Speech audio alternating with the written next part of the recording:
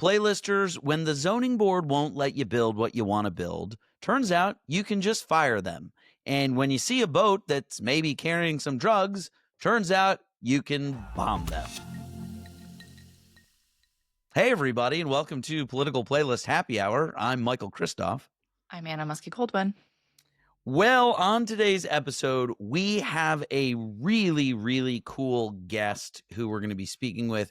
Her name is Lorissa Rinehard. She is the author of a new book called Winning the Earthquake: How Jeanette Rankin Defied All the Odds to Become the First Woman in Congress.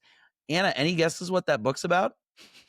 The title says it all. You know, when they say don't judge a book by its cover, I feel like we can judge that book by its cover. Well, we're going to be speaking with her a little bit later. A very cool woman, fascinating story. I think also I just wanted to say before I move into the news that talking with her, I think, is particularly interesting because she also has a Substack. You can look her up. Lorissa Rinehard's her name, her Substack, which is all about like contextualizing modern politics and modern news through the lens of women's history and through the lens of often forgotten history that relates to women, which, you know, I'm a fan of the women's in the history. Yep. CC Anthony Barquette. Yeah. Notice Anthony is not here. But I just think like our conversation is about her book, but I think it just gleans so much on like how the problems that we have always faced collectively as a people are still the problems that we face today, and how this woman who she wrote about was trying to fix these problems over 100 years ago, and we're still trying to fix them today.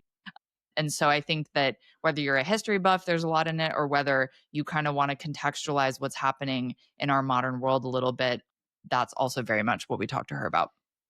And as the lone male in that conversation, I did my best to try and mansplain to our listeners what was happening in the conversation as we went through it. You were narrating. Yeah. Well, listen, I feel like, you know, yet another tsunami of a news week. We talked last week just briefly about the destruction of the East Wing demolition derby.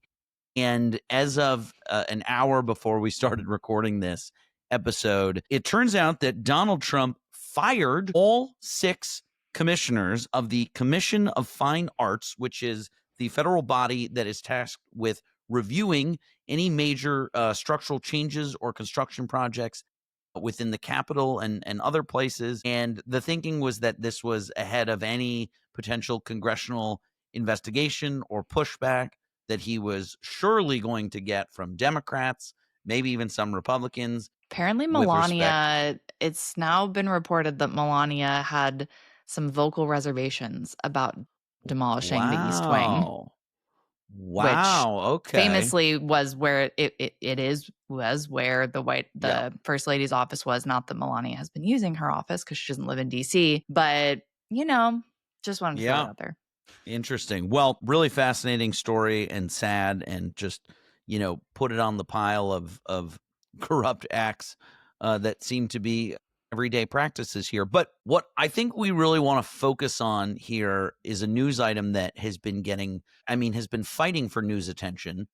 It's gotten a little bit, but I think there is no lack of attention we can give this issue, and that is the use of military drone strikes on suspected drug cartel boats in the Caribbean. So for our listeners who haven't been following this story, as of this week, on Monday, the Pentagon announced that it had carried out 4 drone strikes against boats, killing 14 people. There was 1 survivor. This was the largest single-day death toll of this campaign, which began about a month and a half ago. The total number of people killed in these drone strikes is 57. Whoa. Many of these strikes have occurred off the coast of Venezuela, and there's been a real escalation of rhetoric between Trump and the Venezuelan dictator, President Nicolas Maduro. Trump has been calling for him to leave the country, to resign. Maduro has sort of stepped up his tit-for-tat war of the words. Trump has then ordered the Pentagon to fly B-2 bombers off the coast of Venezuela and has directed a carrier strike group that is currently off the coast of Croatia to now move into the Caribbean Ocean. I think the first question I have here, well, let me say this. There's really two elements to this, but they're all tied. There's the legal element and the political one. Let's maybe start with the legal one, which is, Do you need do we do we know need this to is call our legal? lawyer? Like, Calling a yeah, lawyer. can we phone a lawyer No, the here? legal, I mean, Is this legal? simply put, Yeah. Congress is the only body that has the legal authority to declare war. If you're our age, you remember when you were a kid, this was like the big controversy around going to war in Iraq, is that they had to get congressional approval. Obama was criticized for doing drone strikes without congressional approval. Tend to actually agree with that criticism. But so this is not a new thing where presidents have, wanted to use force and Congress needed to step in. But the difference, what's happening here, is that Trump is continuing to escalate this force. And not only is he not asking for congressional approval, but it appears he's actually not showing any evidence or any information to Congress, even on the Republican side, at least that we know of. So legally, you have some Republicans, actually, especially in the Senate, like Lisa Murkowski, Susan Collins, Tom Tillis, Rand Paul, going after him and saying, hey, like, you need to talk to us. And then Yeah. obviously you have Democrats saying the same thing. And so legally, their argument is that this is an act of war. You are killing civilians. We don't know who these people are. Depending, you say you have evidence, but we haven't seen that evidence. And so that is their argument on that side. And then Trump, his allies, both in Congress and not, have a very different argument. Yeah, I'm glad you brought up the Obama drone strikes, because this has certainly become a talking point and a pretext for people who are very pro these military strikes.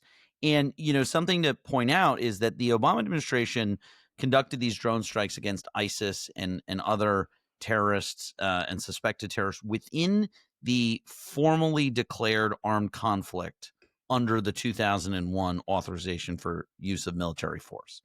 So that was and I think that is a whole other discussion to debate and argue about, the merits of that and all that. But basically, can I just say, that though, was, I think that they're both wrong. Like, I think that criticism against Obama was actually correct. And I've heard him talk about it since. And, I think that is a fair criticism against what he did. Like, by that point, 2001 was a long time ago, right? And so no, I think I'm not saying that. I'm just saying, from a technical standpoint, these were combatants in a war zone, in an active war zone, right? Whereas cartels have not been designated a terrorist group or enemy combatants, and therefore that usually falls to the jurisdiction of law enforcement, right? Which is not the military. So I think this is a good segue to the political argument of this, which is, I know we have playlisters, one in particular I can think of, who has been trying to lobby to get the cartels designated as terror organizations. Sure has. And who is that? I got to guess. I think it's Danny C. out of a You- longtime listener, first time caller, Dan Crenshaw out of Houston, Texas. Yeah. So I think it's important to bring up Dan Crenshaw in this conversation because, him or hate him, Dan Crenshaw has been beating the drum of trying to combat the work of specifically the Mexican cartel, but just in general drug traffickers. And I respect him for that. Like, I think that that politicians on either side of the aisle who are willing to take up an issue as like the issue that the hill that they will die on, for lack of a better word, I respect that, because I think that they tend to be able to like dive deep into solutions that other people might not think about. I don't necessarily agree with Dan Crenshaw that we should be using military action again against the drug cartels, because I think that does amount to war that could get very close to our country. However, I think that he's an important voice in this. And I wanted to just read something I saw that so Senator Peter Welch, this is just a little LOL moment. Peter Welch is 78 years old. He is the junior senator from Vermont, because of course, Can Bernie I Sanders also is a tell senior. you, I like to think of myself as someone who follows politics, who watches a lot of cable news, who reads a lot of newspapers. Never heard of him. I have never fucking heard the name Senator Peter Welch before. Well, here you go. Holy shit. There's a first time for everything. What? Wow. So Wow. He is indeed the 70-year-old junior senator from So we don't Vermont. cover him is what you're So we saying. don't cover him despite the word junior. Jeez. And so he tweeted out and said, President Trump keeps bombing ships without Congress's approval. I'm on the Senate floor demanding answers. Okay, fine, whatever. Run of the mill Democrat Yeah. tweet. Dan Crenshaw responded and said, this is such like Crenshaw language. Weird I can't wait. place to be, Senator, defending the drug cartels. Also weird you haven't read Article 2 of the Constitution, the War Powers Act, or the many Supreme Court decisions that allow for these kinds of presidential actions. Wow. So he is in the conservative chorus who is essentially saying that under things like the Supreme Court rulings or the War Powers Act, the president does have the legal ability to go in and do these strikes. And so I think that's where we're going to start to see these legal arguments playing out. Well, I think that is a very, very precarious and hotly contested legal gray zone in terms of, do these cartels qualify as enemy combatants, which would then trigger said, Mhm. Article 2 and whatnot. But you bring up a really good point, which I think is what Dan is doing here, which is sort of classic baiting your Democrat into the, oh, so you support the cartels, right? Mhm. And I think we've seen this with certainly the immigration crackdown stuff and just that argument party line of, if you're banging the drum for legal due diligence, you must then be supporting Right. XYZ. And I'm curious, what do you think is the political messaging of all this? And what are Republicans doing right? What are Democrats falling victim to, or maybe doing right as well here? Well, so let me tell you what I think, and then I'll Yeah. tell you about what I think the different sides are doing and saying. So the Yeah. thing that bothers me about this is that it's not necessarily that they are bombing alleged drug cartel boats potentially carrying narcotics. I think that if there is evidence of that, which I think should be shown to Congress, then, Right. maybe that is an action that needs to be taken, or that's just a policy decision of this administration that some of us might disagree with. But I think that the thing that's more concerning is that it sets a precedent that the president can deem any group of people a terror threat. We've seen them now try to do this with Antifa, which isn't even really a group, it's an idea.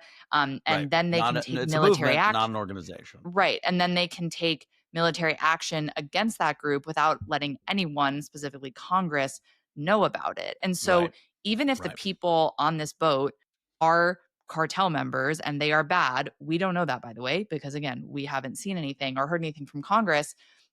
But I think that Trump thinks a lot of people are bad who might not Right. be bad, whether they be members of certain communities, whether they simply be people who disagree with his policies on domestic soil or abroad. And so I think that what frustrates me is just the precedent that this sets for him, and by the way, like any future presidents, to attend essentially take military action specifically abroad into their own hands, which I think we all should agree like should not be so consolidated into the hands. And that's why I do make it clear that like I think that what Obama did was wrong. Like I do think Yeah. he should have gotten congressional approval for that. And I think that that just goes to show that this is not simply a Trump problem. I think that a lot of Democrats are framing this, like Sarah Jacobs, for example.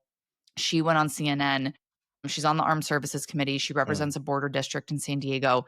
And she said, this is murder.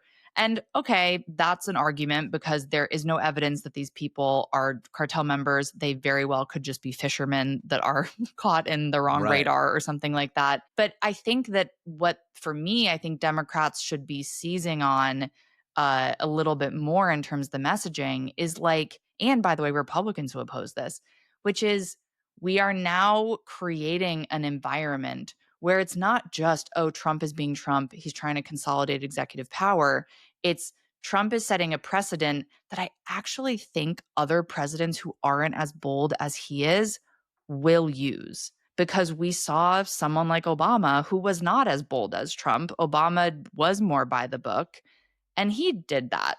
And Right. so Very much now, utilize the permission structure created under the Bush exactly. administration. Yeah. Exactly. So if we continue to Yeah. push this boundary of when the president can enact military violence overseas specifically and say that it rests under these things like the War Powers Act or whatever. I think that we, in a really different way than immigration, actually, I think we're setting ourselves up for a presidential power that will be abused by almost every president. Well, that's a great point, and I think to carry that a little bit further, I think that everything we see this administration do is a test, right?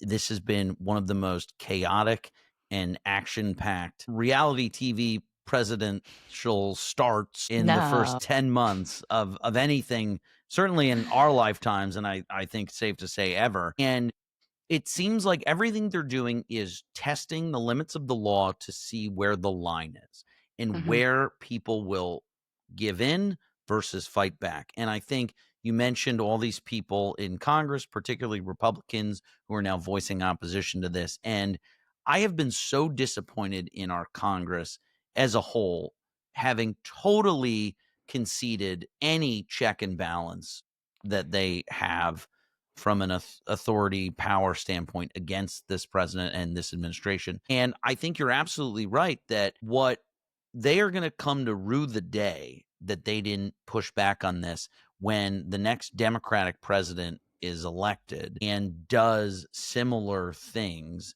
that the Republican caucus or people don't agree with, because this is now opening those floodgates. It's all the things that senators purport to be the reason why they won't undo the filibuster or Mhm. things like that. And I think you're so right that no matter how moderate a president next go around might be, these are going to be things that they're going to use, Right. much to the And I think chagrin yeah, of and I think it's Republicans also or just like Democrats. it's not even the next Democratic president. I think it's in general it's just a continual breakdown of the actual power of Congress. And the legislative branch was designed to have the most power. It has the most people. It is the most representative. It is the people's, like in a Right. democracy, the people who are elected in that representative way, like in the Senate or specifically in the House, that is the body that is meant to have the most power. And so I just think with this kind of a thing, because it's not like a hot button issue like immigration or Right. something like that, where we're saying, oh, whoa, the Trump administration is really overreaching their power. I think that this is an overreach that can be replicated kind of quietly by a lot of future administrations. And I think that members of Congress, people who want to retain some sort of checks and balances in our country, just for the sole purpose of like not having any sort of authoritarian bend, or even just not having one person or one group of people around the president make decisions of life or death, quite literally, about people in the world. Well, and it's one of those things that out of sight, out of mind, right? How does this affect my grocery price? How does this Yes, affect my gas bill? How does this affect the economy? Like, it doesn't. I And don't, that's you're why it's telling me, not right? getting a You're lot of telling me you're news. going after cartels? Great. I don't give a shit. Kill them all. Yeah. That's how the average person thinks. And I think that the important thing to harp on here is just the legal process of this all, which keeps everything in this country on track.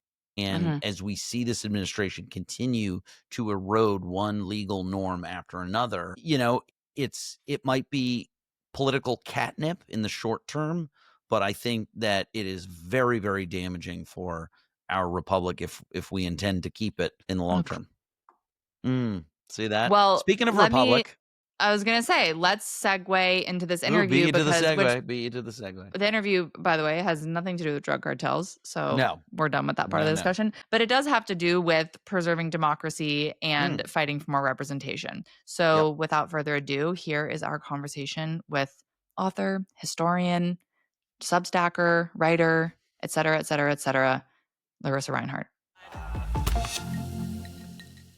Lorissa Rinehard, welcome to Political Playlist Happy Hour. Great to be with you. Thank you so much for having me. I'm really honored to be here.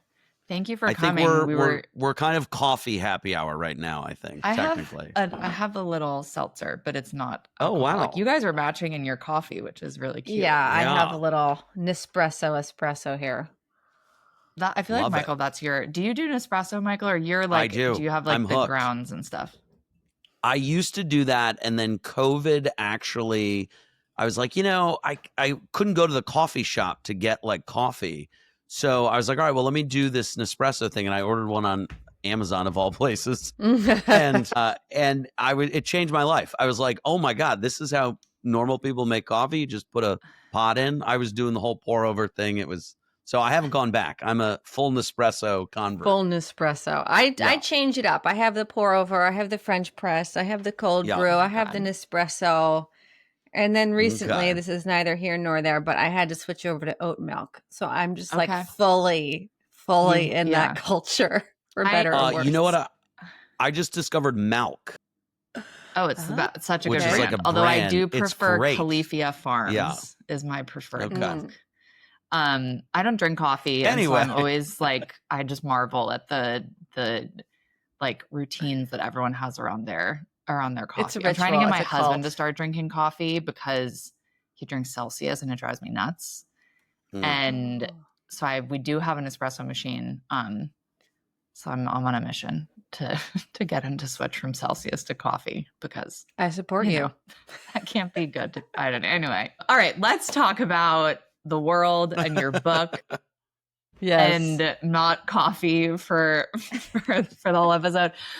Which clearly we could. I wanted to. We could. Yeah, we could. People might not get what they came for, though. So I want to start a little bit broad in the sense that you have this Substack where you are writing about sort of current events through the lens of women's history and women's participation in politics. And in all of your time doing that and the research you've done for the book we're going to talk about, but also other things in your life, can you just tell us something that like we don't know about how women's history has really shaped our world today? Yeah, I can. It did shape our world today. That's something that people don't know, is that it did. And that's something that I try to illuminate and bring out in my writing. I'm specifically interested in how women shaped American democracy, for the past 250 years. And so often the, narratives that we read about American democracy are very male-centered. And then when you do have, a woman in American history, she's sort of placed on this island, right? I think suffrage is a really great example of this because when we are taught or think about or read about suffrage, usually it's presented as this thing that happened that just affected women and only women participated in it. And it was sort of this island in a stream of history and everything rushed by and it had no sort of other effects. Whereas in fact, the suffrage movement was a grassroots movement, cross-gender, cross-class, instrumental in creating what we think of grassroots campaigning is today. And it also redefined who is able to participate in democracy and why. And also why it's good for more people to participate in democracy, right? Before women's suffrage, it was just men voting. And as Jeanette Rankin, who my book is about, was a suffragist, she would say, men and women are like the right and left hands. It doesn't make sense to use them both, right? And you can't argue with that logic. And so when we look back at women's history, American women's history, and how they shaped democracy, again and again, I'm seeing all these examples of how women were instrumental in developing what we think of as contemporary democracy, for better or worse, and just to have been written out of this larger narrative to all of our detriments. Yeah. Well, let's talk about your book. The title for our listeners is Winning the Earthquake, How Jeanette Rankin Defied All Odds to Become the First Woman in Congress. So obviously, as the title suggests, it is about that. Yes. I'm curious, beyond the obvious of her being the first of her kind, was there a moment as you were researching this story or as you were learning about it that it just clicked for you and you were like, this is a book, I have to write this? Curious, what that moment and discovery was.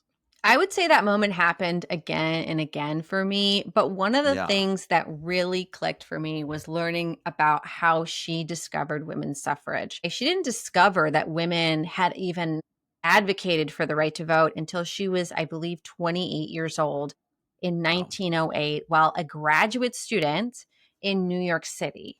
And she was working as a sort of advocate for women who had been accused of and were being tried for sex work. And her job Wow. was to find, her job was to find them alternative forms of employment. And if she could do that, then they would get their sort of sentence, stayed or what have you. And her supervisor at court was the suffragist and introduced her to this idea of women's suffrage. And it was so profound to me that as a woman in 1908, who was highly educated, well-read, had a college degree, was getting her master's degree, that she hadn't heard of women's suffrage. And I just saw such a parallel in exactly what we were talking about before, that women's history is just sort of erased, and that still happens today. And so I wanted to, in my own way, rectify this injustice that Jeanette Rankin suffered and that we all sort of are attempting to unravel. And so I think that was one of the defining moments when I discovered that she was cut off from her history, and I didn't want us to be cut off from her history.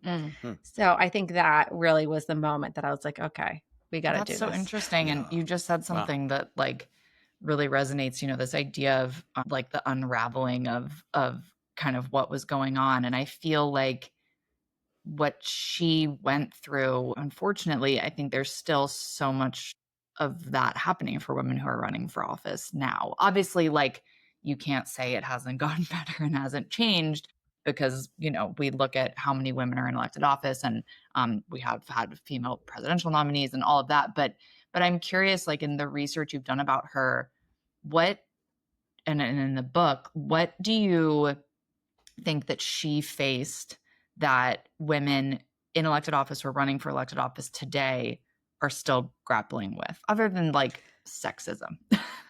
Well, I mean, okay, so one of my favorite / least favorite headlines about her right after she had won her election in 1916 was, I forget the newspaper, but the headline was, Jeanette Rankin hunts bears and can cook. It's like, that's a great headline. It's quite a 1-2 punch. Right. Yeah. And it's this like perfect distillation of what women are required to be in American politics, right? It's these antipodes. It's you are fierce, but you're also super feminine. You're competent, but you're not threatening. And she was constantly required to walk this tightrope.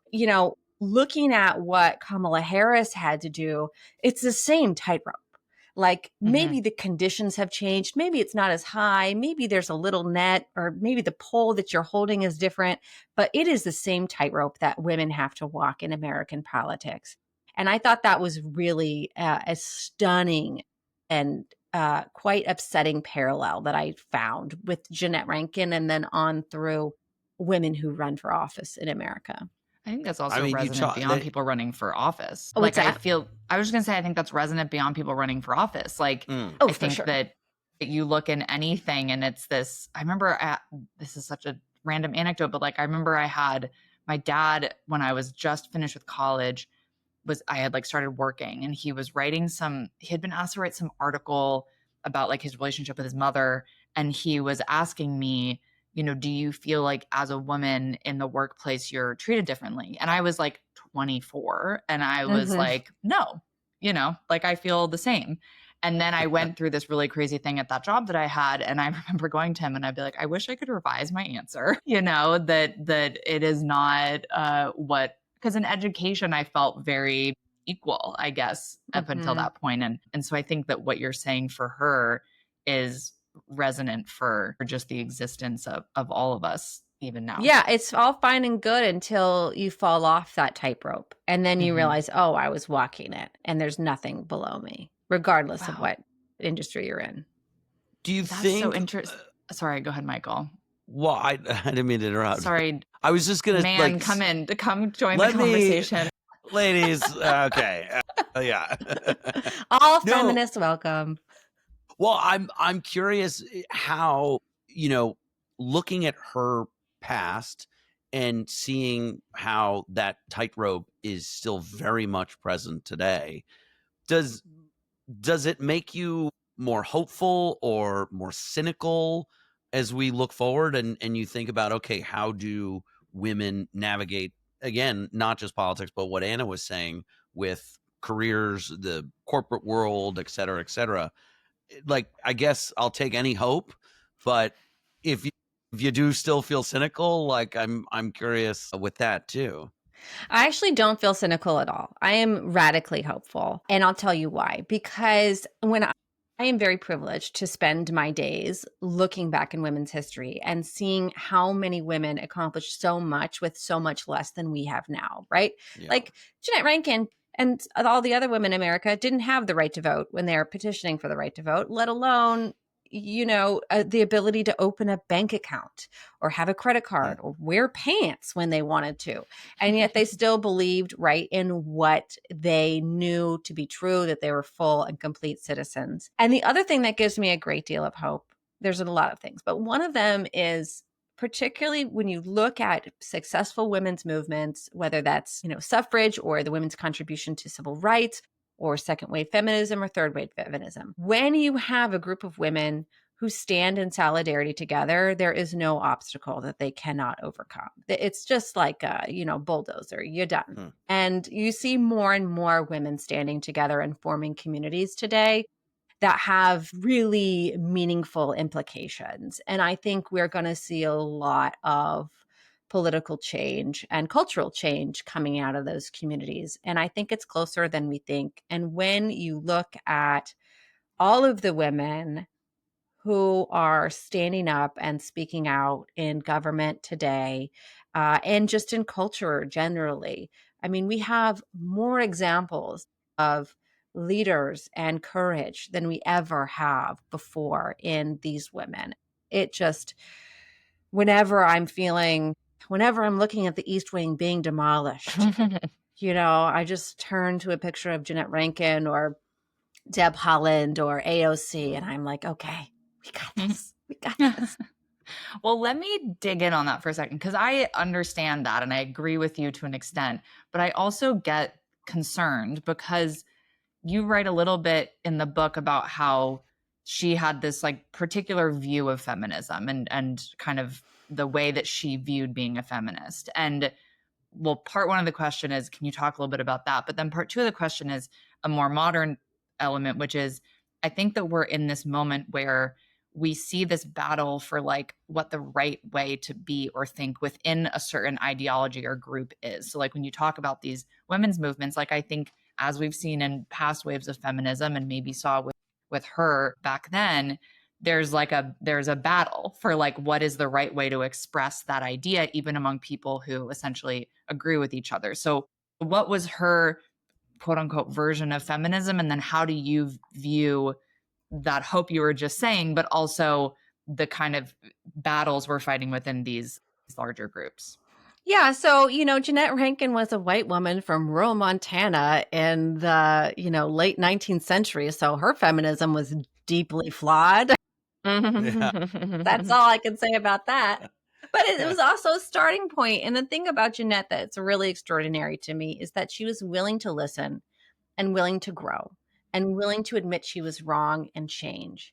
And so, one of the worst kept secrets or one of the most blatant problems with the suffrage movement was its extraordinary racism, right? It was often, the idea that a white women's vote would cancel out Black women's vote and Black men's vote was used constantly as a reason to give women the vote. And this was something that Jeanette also parroted. But then after her first term in Congress, she went to Zurich with a Women's International League for Peace and Freedom with Jane Addams and an international contingent to draft alternative articles to the Treaty of Versailles. And on that trip was Mary Church Terrell, who was an incredible political activist, suffragist, and civil rights leader, and she was Black.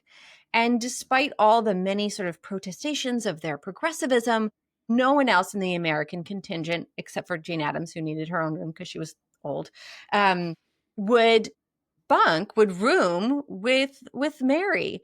And Jeanette, thought this was utter hogwash, as she might have said, and, shared a room with Mary. And when she came out of that trip, she became committed to civil rights and racial equality. And I'm not going to sit over here and say that she was like some great civil rights champion. She didn't devote her life to that.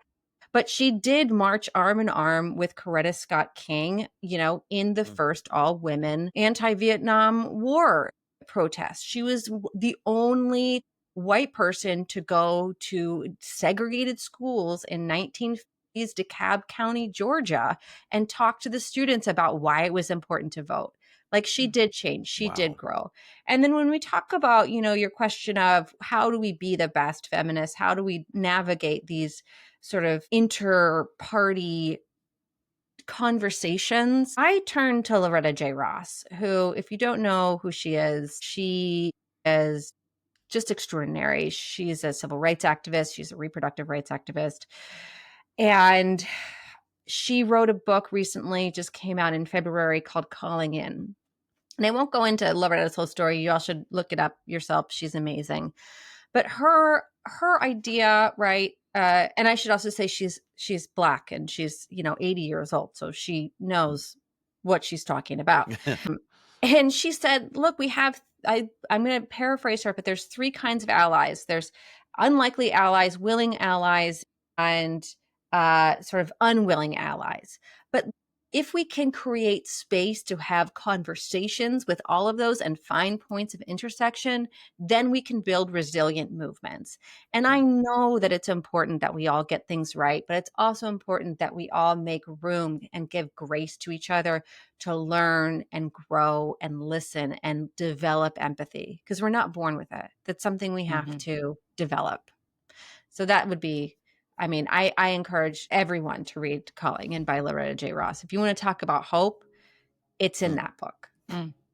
I like that. I like the idea of, I think specifically, I'm going to look into it, because the idea of unwilling allies feels very, I think that's what needs to kind of be cultivated right now, is like people who share values but don't see themselves on the same team, for lack of a better word. And I think that we've been told that we're supposed to be not allies. And so we don't have a willingness necessarily to seek out the people who might align with us on something. And so I think that specifically is an interesting idea to me, of like, the other two feel like you can find them, the willing allies, or I forgot what the third one was you said, but likely allies, just like we're likely allies. But those, we're on a political leftist podcast. We're probably going to agree with each other. But anyway, I like that. I'm gonna look into it for sure.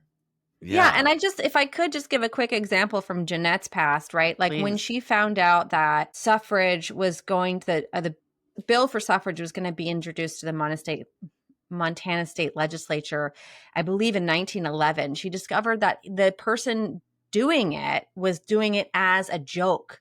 Like, wouldn't it be funny to introduce the women's vote? We can all have a good laugh at that. And Jeanette went to his office, the state representative's office, and she said, "You want the direct election of senators," which at the time the state legislature elected senators, which is an extremely corrupt process. You want government oversight of corporations, and you want to tax the Anaconda Copper Company, which was really a monopoly over Montana's economy at the time, at a higher rate. These are all things that the women in the suffrage movement want. You might think it's silly, but if you enfranchise us, you will get your priorities more quickly. And that guy, DJ Donahue, I can't remember his name exactly. Sounds like a DJ. DJ. Yeah. Totally. Donahue. But anyway, he changed his mind and introduced the bill in earnest, and then voted for it. And that's the kind of leverage and grace and courage, I think, that we need to employ in this moment. And I think a lot of politicians are doing that. A lot of leaders in and outside of politics. Yeah. So you just started mentioning something which I made me kind of think how much of Jeanette's policies or positions actually resonate today. And one of those things, she campaigned against corporate influence. And I feel like we are seeing a huge consensus among young people today on both sides of the aisle that this is not good and this is not healthy for our politics. And I'm curious, if you want to talk a little bit about that and how you think what she was running against is still resonating today, and why. Yeah, it's really unsettling, the number of parallels. So, as I mentioned, Anaconda Copper was a monopoly in Montana at the time. So, they owned most of the mining interests in Montana, which was the basis of its economy. They owned the power grid, they owned most of the newspapers, and they also bribed the legislature with sort of such reckless abandon that at the start of every legislative session, they would basically have a bar crawl down the main street in Helena where they would pay for all the drinks and, dare I say, prostitutes for the state legislature. So, like, Wow. this is, Before the meeting, yeah, before the before, yeah, like the day my before. God. Let's just like get wasted on Anaconda's dime and we'll do whatever Wow. they say. So, this is the sort of the political milieu in which she's casting herself as a woman running to be the first woman in Congress. Wow. And so, yes, she was for, government oversight of corporations, of getting government, of course, of getting corporate money out of politics, both through policy, but also through electoral reform. So, one of the ways that corporations are able to manipulate our electoral politics are through winner take all elections. And I'll try not to get too deep in the weeds, but I know you have a political audience, so I will Yeah, get please a go for it. little in the Yeah. weeds. So at the time when Jeanette was running, Montana was called an open state, which meant everyone in Montana voted for both of the congressional seats. So what Jeanette was able to do was say, vote for your local man and vote for Jeanette Rankin. And she was able to run a positive campaign. Today, this is called ranked choice voting and multiple member congressional districts. And what it does is it allows for coalition building and positive issue based campaigns rather than the vitriol and partisanship that we see today that corporate interests are so easily able to manipulate. And this alone would, I think, go a long way to neutering, if I can use that term, Citizens United, and then we can make change from there. And it's constitutional, it's easy to implement, and numerous cities are using it already. So I encourage everyone to look into ranked choice voting. And Jeanette was a lifelong advocate for those two electoral reforms, as well as abolishing the Electoral College. I mean, the first instance I found of her advocating for this was 1914. And she said Wow. it was a holdover from a monarchical form of government meant to disenfranchise the people. And we see that today. And I just want to put a little button on this when, it really gets me so mad. And people are like, well, Trump won the popular vote this time. Well, how many people didn't show up to vote because they knew that because of the Electoral College, their vote wouldn't matter? And that goes for, blue states, but that also goes for red states. And to me, this is really criminally disenfranchising people who have been historically disenfranchised in this country. And when we come through this moment, we really need to take a hard look at this system of electing presidents. Yeah, it's so interesting. Like the ideas that she was pitching, ranked choice voting, reversing multiple member Congressional districts, yeah. congressional districts, Yeah. and abolishing electoral college. Like, I guess multiple member congressional districts we don't have as much of a discussion about today. Although I'm curious, maybe we should. But it's interesting to think about how these same issues were plaguing society when she was around and still are, and that the solutions have always been there. The solutions have always been possible, but I don't really, I guess not we, but the people in power have never seen the fortitude to kind of take that on. And I want to specifically ask about ranked choice voting because it's something that I find incredibly interesting. I mean, we just saw it play out in the New York case. We talked about in our episode last week, actually, with the person we're interviewing.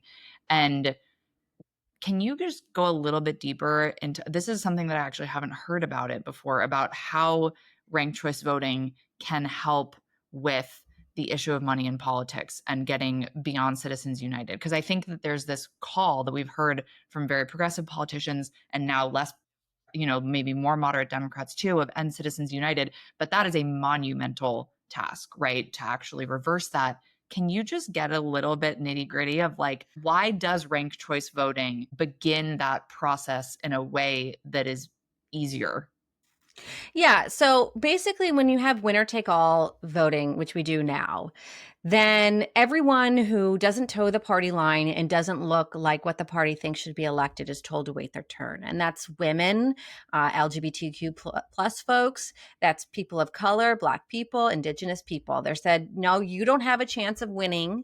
And there's only, you're going to take away votes. So just wait your turn. And for this white guy, usually, to run because that's the safest, most direct path to victory. And you don't want to spoil that, do you? You don't want to be the spoiler.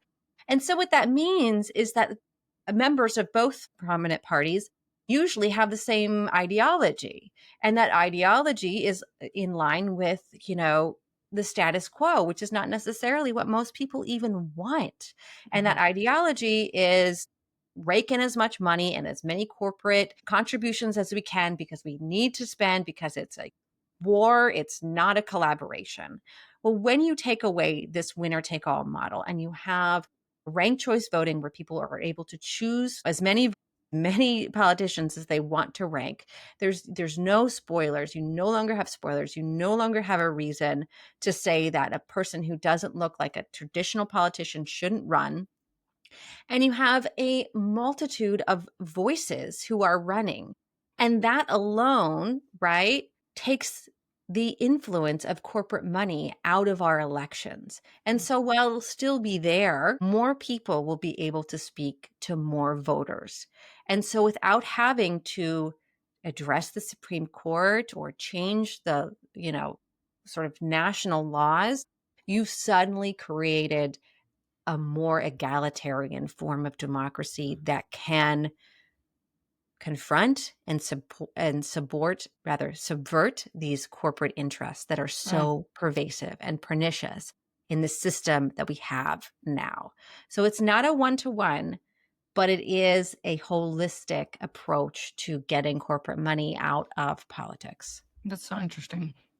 Yeah, I mean, I always hear about people, primary votes are often low turnout elections, and it really just becomes so much about the base. And I think in states that do have a diversity of candidates that maybe are from a different party that you're registered to, I think opening that up to people, we do that in California here, and it seems like it definitely has a very positive effect. I haven't seen anyone really give examples of it having a negative effect, except for those who then lose the race and then they they don't like it. Right. And obviously, that seems like a you problem. Andrew candidate Cuomo XYZ. hates it for Right, some exactly. reason. Yeah, no. Yeah.